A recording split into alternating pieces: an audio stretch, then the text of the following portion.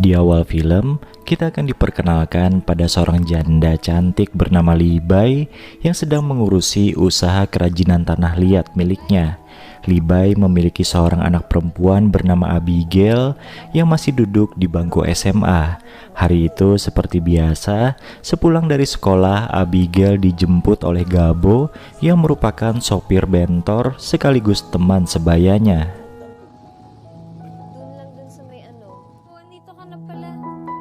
Saat makan siang bersama, Li-bai dan Abigail tiba-tiba ngobrol tentang masalah percintaan. Li-bai menasihati anaknya agar mengutamakan pendidikannya dulu. Abigail pun menampik kalau dirinya sudah punya pacar dan hubungannya dengan Gabo dianggapnya sebagai abang-abangan saja. Di sini terlihat kalau Li-bai masih trauma menjalin hubungan asmara setelah bercerai dengan ayahnya Abigail. Karena statusnya yang belum pernah berpacaran, Abigail sering dianggap cupu oleh teman-teman sekolahnya. Saat gadis itu sedang duduk sendirian di halte sambil makan es krim, tiba-tiba ada seorang pria dewasa yang menyodorkan sapu tangan kepadanya. Dengan lembut, pria itu menyuruh Abigail untuk menyeka noda es krim di mulutnya dengan menggunakan sapu tangan itu. Tanpa memperkenalkan namanya, pria itu lalu pergi seiring kedatangan Gabo yang ingin menjemput Abigail. Ternyata peristiwa tadi meninggalkan kesan spesial untuk Abigail yang pada akhirnya menggunakan sapu tangan tadi sebagai objek imajinasi nakalnya. Sayangnya pada keesokan harinya, sang pria pemilik sapu tangan tadi tidak muncul sehingga Abigail gagal melihat sosoknya yang rupawan. Hingga akhirnya Gabo pun datang dan mengantar Abigail pulang ke rumah seperti biasa. Setelah berganti pakaian dan makan siang, Abigail minta izin kepada ibunya untuk bermain sepeda. Li-bai pun bilang ada sesuatu yang ingin ia sampaikan setelah anaknya itu pulang dari bermain. Di perjalanan, Abigail tiba-tiba terjatuh dari sepedanya. Kebetulan pria pemilik sapu tangan kemarin lewat di tempat itu dan menolong Abigail. Abigail pun makin terpesona pada pria itu yang di tiap ucapannya mengutip ayat dari kitab suci.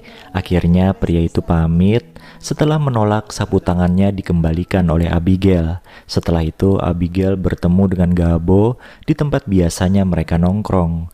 Di sana Gabo mengutarakan perasaan cintanya kepada Abigail.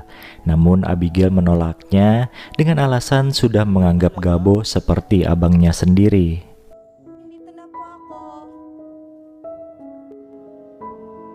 Sepulangnya ke rumah, Abigail dikagetkan dengan keberadaan pria pemilik sapu tangan di sana.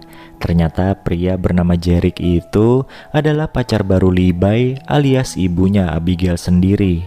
Oleh Li-bai, Jerick diperkenalkan sebagai seorang pendakwah yang akan tinggal bersama mereka. Abigail yang kesal kini hanya bisa menguping kemesraan ibunya dan Jerick di kamar sebelah, serta mengamati Jerick yang sedang mandi dari celah pintu kamar mandi yang sedikit terbuka.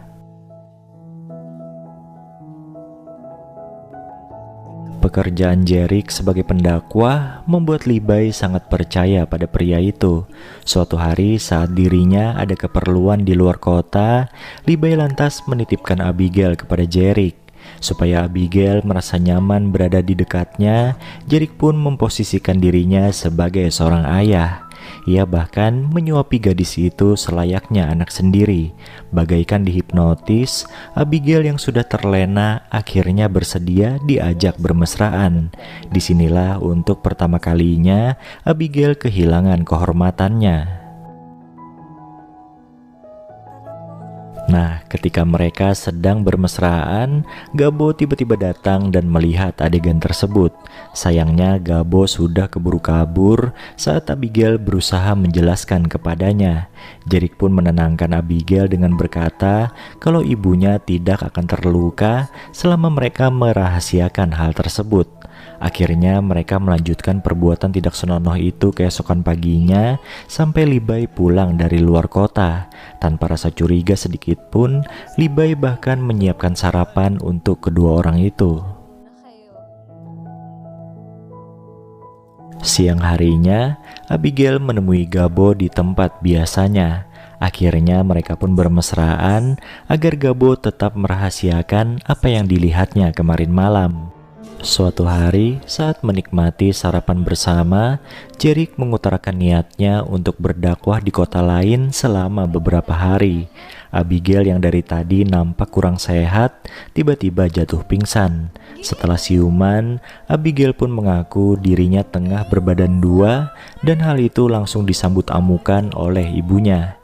Li Bai kecewa kenapa Abigail bisa hamil duluan seperti dirinya dulu.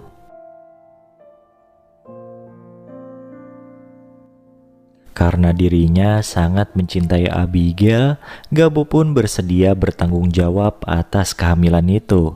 Dengan penuh amarah sekaligus terpaksa, Li Bai menyuruh Gabo menikahi anaknya setelah mereka berumur 18 tahun.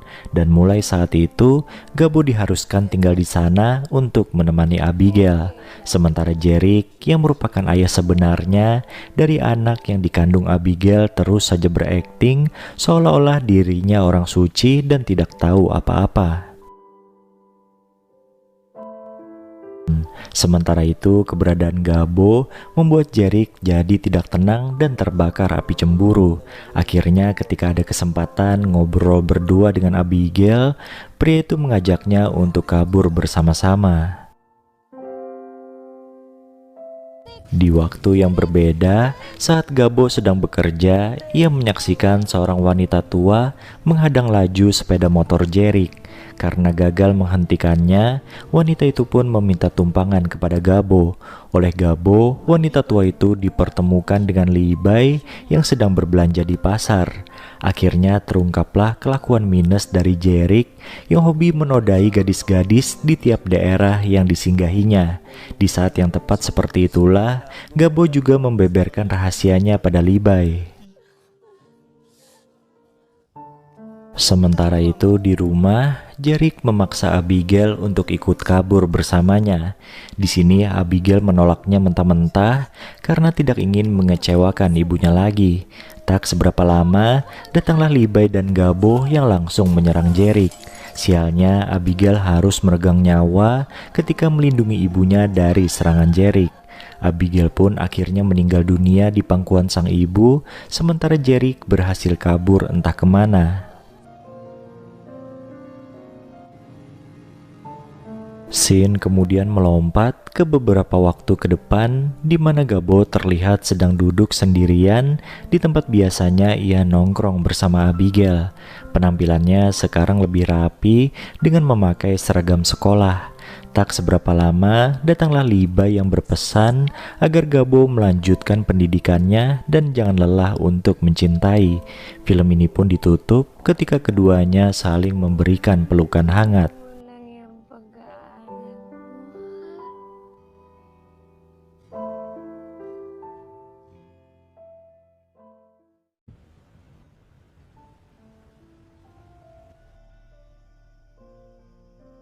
Film dibuka dengan memperlihatkan seorang wanita cantik bernama Ligaya yang terbangun dari mimpi buruknya. Ligaya yang baru saja kehilangan buah hati di dalam kandungannya, bermimpi mendengar suara tangisan bayi. Mengetahui istrinya terjaga karena bermimpi buruk, Elmer sang suami pun berusaha menenangkannya. Berhubung hari itu adalah hari Minggu, Elmer yang sedang libur bekerja dengan senang hati membantu Ligaya di dapur. Tak lama kemudian datanglah mamanya Elmer yang langsung protes ketika melihat anaknya sedang memotong sayuran. Katanya Elmer sudah capek bekerja, masa juga harus mengerjakan pekerjaan rumah. Elmer pun menyahut kalau Ligaya adalah istrinya bukan pembantunya.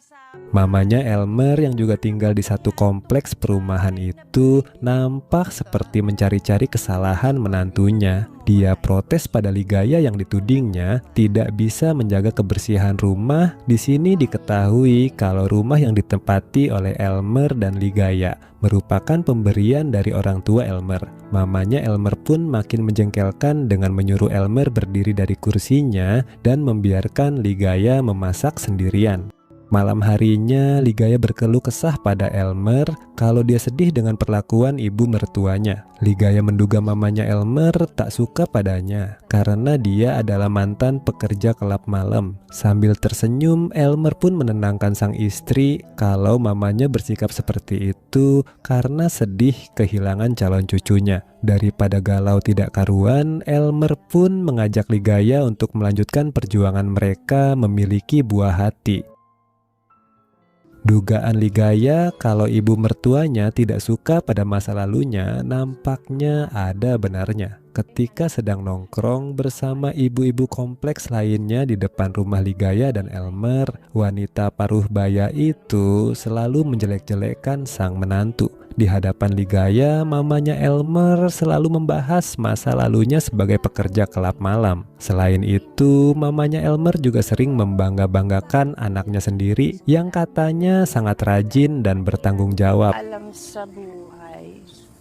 Ucapan mamanya Elmer tentang sang anak memang ada benarnya. Itu terbukti dengan diadakannya pesta promosi jabatan Elmer di sebuah diskotik. Sang bos menyanjung Elmer yang menurutnya beruntung dalam pekerjaan dan rumah tangga. Ternyata bosnya itu tahu kalau Ligaya istrinya Elmer merupakan mantan pekerja kelab malam tercantik dan terlaris dengan tarif mahal. Meski tersinggung mendengar perkataan itu, Elmer hanya bisa memendam emosinya saja. Malam itu ketika Elmer dan Ligaya sudah santai di rumah, keduanya nampak saling menjaga perasaan. Ligaya bilang kalau mamanya Elmer hari itu tidak ke rumah, padahal tadi siang wanita paruh baya itu menggunjing Ligaya bersama ibu-ibu kompleks lainnya. Di sisi lain, Elmer juga tidak membahas sindiran bosnya tentang Ligaya. Pria itu hanya bilang kalau pesta promosinya berjalan lancar. Melihat Elmer kelelahan, Ligaya pun berinisiatif memijatnya, kemudian dilanjutkan dengan layanan spesial lainnya. Suatu siang ketika Ligaya sedang pergi ke pasar, dia diganggu oleh seorang pria yang mengaku sebagai pelanggannya di kelab malam dulu. Untung saja saat itu ada seorang wanita yang melindungi Ligaya, dan dia ternyata adalah Lovina, mantan rekan kerja Ligaya di kelab malam. Ligaya pun mengajak Lovina mampir ke rumahnya untuk ngobrol-ngobrol. Setelah tahu permasalahan Ligaya dengan ibu mertuanya, Lovina pun jadi jengkel pada Elmer yang klemar-klemer di hadapan ibunya sendiri.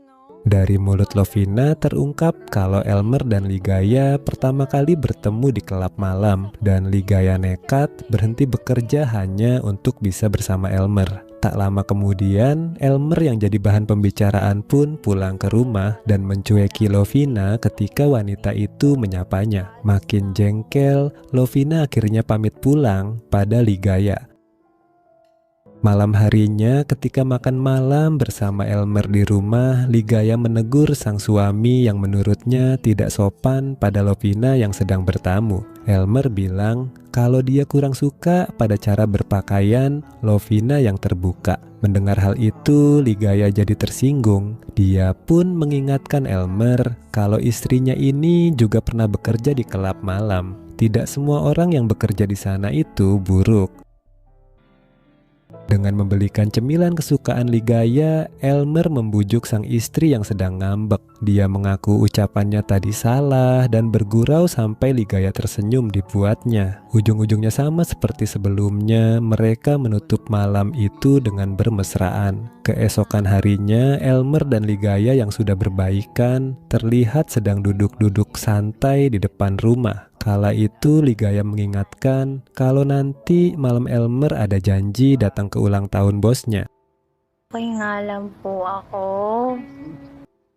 Malam itu di diskotik, bosnya Elmer yang sedang mabuk pun berulah. Di hadapan Elmer, pria itu bilang kalau semua pria yang ada di sana pernah mencicipi Ligaya. Elmer sontak emosi dan langsung memukul bosnya itu. Tanpa pikir panjang, sang bos pun langsung memecat Elmer dan akan memblokir semua lamaran kerjanya agar tidak diterima dimanapun.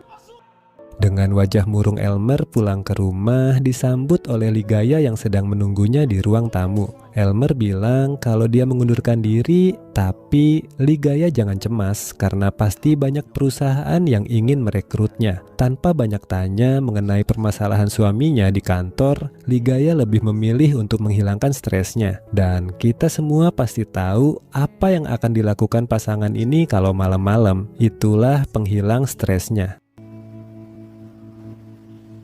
Ucapan mantan bosnya Elmer tadi ternyata bukan omong kosong. Sampai beberapa minggu kemudian, Elmer masih belum mendapatkan pekerjaan baru. Di saat Elmer dan Ligaya berusaha menghemat pengeluaran mereka, datanglah mamanya Elmer dengan membawa bahan pokok serta uang untuk anaknya. Wanita paruh baya itu heran kenapa anaknya yang merupakan lulusan terbaik susah dapat pekerjaan. Dia pun langsung menuding Ligaya sebagai pembawa sial di rumah itu. Baka minalas lang, ma. Melihat sang suami kesusahan mencari kerja, Ligaya berinisiatif untuk membantunya. Dia pun meminta izin pada Elmer untuk bekerja. Namun, suaminya itu malah emosi dan menuding Ligaya akan kembali bekerja di kelab malam. Mendengar hal itu, Ligaya tidak mau kalah sewot. Siapa yang bilang mau kembali ke sana? Dia hanya ingin bekerja yang wajar. Karena keterdesakan ekonomi, Ligaya pun terpaksa meminjam uang pada Lovina. Lovina merasa sedih melihat nasib Ligaya yang dulunya berpenghasilan tinggi, kini malah berkekurangan. Dia pun menyarankan Ligaya untuk melamar lagi di kelab berhubung sedang ada lowongan. Pekerjaannya pun mudah, hanya menari menggunakan topeng tanpa sehelai benang pun. Tidak lebih dari itu. Bahala na.